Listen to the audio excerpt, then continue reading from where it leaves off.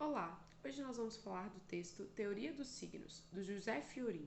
Ele foi organizado em 5 partes: a composição e o valor dos signos, características do signo linguístico, a classificação dos signos e a conclusão.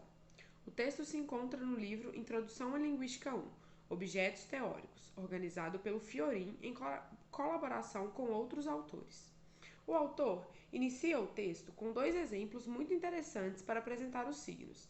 Primeiramente, ele usa uma passagem da obra Alice através do espelho, para demonstrar que quando as coisas não têm nome, elas não podem ser aprendidas, mostrando que os signos são uma forma de aprender a realidade. Mas traz também o pensamento de Bald, nas Viagens de Gulliver, onde ele queria substituir palavras por objetos, para expressar a ideia de que os signos são etiquetas colocadas nas coisas. Fiorin logo joga essa ideia por terra, porque, segundo ele, a língua não é um sistema de mostração de objetos, pois a linguagem humana pode falar de objetos presentes ou ausentes da situação de comunicação. A língua pode criar universos de coisas inexistentes. Ele segue a introdução mostrando outros pontos importantes, como a classificação da atividade linguística como algo simbólico, ou seja, as palavras criam conceitos que ordenam a realidade, e também que as palavras formam um sistema autônomo, que independe do que elas nomeiam. Cada língua pode caracterizar o mundo de forma diversa. Agora a gente vai falar um pouco sobre a composição e o valor dos signos. E o Fiorin se debruçou nas teorias de Saussure e de Hemingway. Saussure define o símbolo linguístico como substancialista, a união de um conceito, o significado, a uma imagem acústica, o significante, inseparáveis, pois o significante sempre evoca um significado, e o significado não existe fora dos sons que o veiculam. Mas, no curso de linguística, ele deixa de considerar o signo em sua composição e começa a considerar seus contornos. Com isso, ele cria a noção de valor, que mostra que o importante na língua são as diferenças existentes entre os conceitos e os sons. Já para Hemlich, a concepção do signo é a união de um plano de conteúdo a um plano de expressão.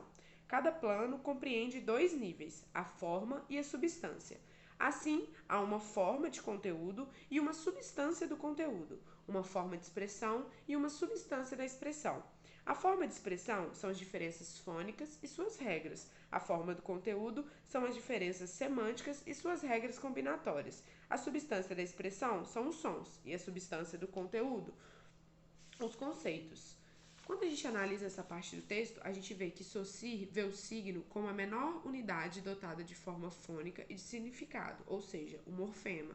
Já o Hemlich mostra que no ato de fala a gente produz significação, não só quando enunciamos os signos mínimos, mas também quando produzimos frases e textos. Então, qualquer produção humana dotada de sentido é um signo. Boa tarde, pessoal. De acordo com Saussure, o signo linguístico possui 2 características principais: a arbitrariedade do signo e a linearidade do significante. Como afirma o autor e como já dito anteriormente, o signo ele é a união entre o significado e significante. De acordo com Saussure, o signo linguístico ele é arbitrário e cultural. Arbitrário porque o signo ele não é motivado, ou seja, não há uma relação necessária entre o som e o sentido, e que não há nada no significante que não lembre o significado, e que não há uma determinação na união entre significante e significado, podendo ser visto pela diversidade das línguas, como por exemplo a palavra mar, que em inglês se pronuncia cia, assim como boi se pronuncia ox em inglês. Portanto, os sons mar e cia, não há nada que lembre o significado. Então, podemos dizer que é uma interpretação psíquica do sujeito, de acordo com a sua cultura, de acordo com as suas vivências, de acordo com suas experiências. Para Saussure, o arbitrário não significa que o significado depende da livre escolha do sujeito. E o signo ele é social, não está nas mãos do sujeito. A arbitrariedade da relação significante-significado quer dizer que ela é convencional, como eu já tinha dito, que repousa numa espécie de acordo coletivo entre os falantes, ou seja, a linguagem ela faz sentido para aquela cultura. A arbitrariedade do signo não se aplica a todas as linguagens, porque há linguagens que têm signos que a relação entre significado e significante é motivada, como, por exemplo, a linguagem visual,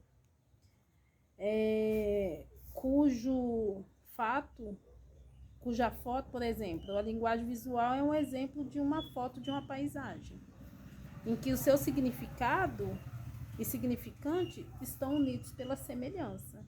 É óbvio que a gente olha uma imagem de uma paisagem e a gente entende que aquela imagem de paisagem representa uma paisagem natural. Então, o signo, ele é sim motivado. Agora eu vou falar um pouco sobre a linearidade do significante. Por ela ter caráter auditivo, o significante linguístico se desenvolve no tempo, representando uma expressão mensurável numa só dimensão, uma linha. A escrita, ao representar a fala, representa uma linearidade no espaço. Ela também é uma característica das línguas naturais, segundo a qual os signos, uma vez produzidos, dispõem-se um dos outros numa sucessão temporal ou espacial. Por causa dessa característica, não se pode produzir dois sons ao mesmo tempo ou duas palavras ao mesmo tempo. A pintura, por exemplo, não tem significantes lineares, uma vez que elas se apresentam simultaneamente para quem vê o quadro. Agora, sobre a denotação e a conotação, para a gente entender melhor, eu vou fazer uso de dois exemplos. A palavra olho tem o significado de globo colocado na parte anterior da cabeça e que servem de órgão da visão. O sentido da palavra gato é pequeno mamífero carnívoro doméstico das famílias dos felídeos. Portanto, o significado de olho de gato é globo colocado na parte anterior da cabeça do pequeno mamífero da família dos felídeos. Mas no português, olho de gato também significa chapinha colocada em pequenos postes instalados ao longo das estradas da rodagem que refletem a luz dos faróis e automóveis para marcar os limites do leito da estrada. No primeiro exemplo, encontramos o sentido denotado, o sentido real da palavra. No segundo exemplo, a gente encontra o sentido conotado, o sentido que a gente atribui a ele. Mas para a gente criar um signo conotado, é preciso haver uma relação entre o significado que se acrescenta e o significado já presente no signo denotado. O dispositivo que indica as margens da estrada recebe esse nome porque, assim como o olho dos gatos, tem a propriedade de refletir a luz. Entre os dois significados há um traço em comum. Os mecanismos principais da conotação são a metáfora e a metonímia. A metáfora é o acréscimo de um significado a outro, quando eles existem uma relação semelhante de interseção. Já a metonímia é o acréscimo de um significado a outro, quando eles há uma relação de quantidade, coexistência e interdependência. Continuando, vou falar um pouquinho agora sobre a classificação dos signos, realizada por Adam Scaffa.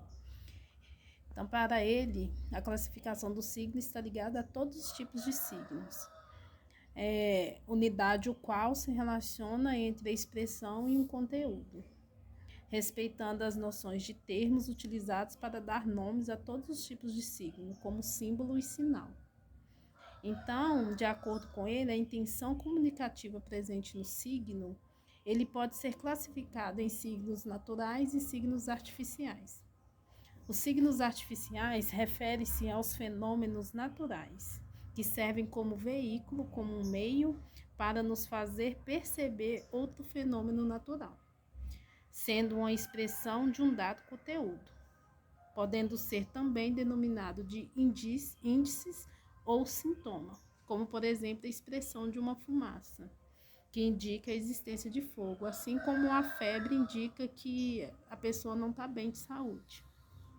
Já os signos artificiais são produzidos com fim de comunicar também.